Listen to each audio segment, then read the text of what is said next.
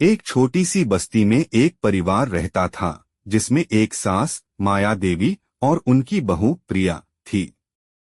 माया देवी अपने संस्कारों और पारिवारिक अनुशासन के लिए मशहूर थी, जबकि प्रिया एक नई सोच वाली, पढ़ी लिखी और जिंदगी में अपने सपने पूरे करने वाली लड़की थी। दोनों की सोच और जीवन जीने का तरीका अलग था, और इसी वजह से उनके बीच अक्सर छोटी मोटी बातें लड़ाई तक पहुंच जाती थी। पहली लड़ाई। एक दिन प्रिया ने घर के काम के बाद थोड़ा आराम करने के लिए टीवी चालू किया। माया देवी ने ये देखते ही कहा, बहुएं घर के काम पे ध्यान देती हैं, ये फिल्मों में नहीं। प्रिया ने शांत स्वर में कहा, माँ जी, मैंने सारे काम खत्म कर लिए हैं, अब थोड़ा अपने लिए वक्त निकल रही हूँ। पर माया देवी को ये बात पसंद नहीं आई और दोनों के बीच बहस हो गई। दूसरी लड़ाई।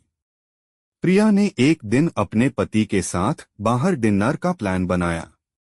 माया देवी ने सुना तो नाराज होकर बोली, तुम लोग घर पे खाना नहीं खा सकते, बहू को घर की मर्यादा का ध्यान रखना चाहिए। प्रिया ने जवाब दिया, माँ जी, कभी कभी हम दोनों का भी पर्सनल टाइम होना चाहिए, आपको हमसे नाराज होने की जरूरत नहीं है।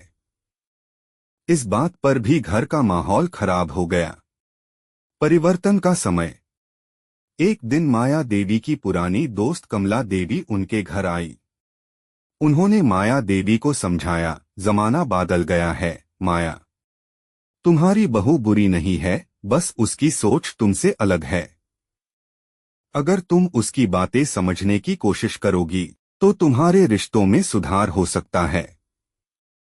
रिश्ता सुधारने की कोशिश। माया देवी ने अपनी दोस्त की बात मानकर प्रिया के साथ बैठकर बात की।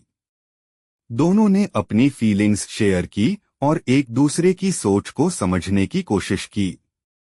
धीरे धीरे उनका रिश्ता मजबूत होने लगा। माया देवी ने प्रिया को अपनी बेटी की तरह अपनाया और प्रिया ने माया देवी की बातें सुनना शुरू किया। आज माया देवी और प्रिया एक मिसाल है कि अगर हम एक दूसरे की सोच और फीलिंग्स को समझने की कोशिश करें तो हर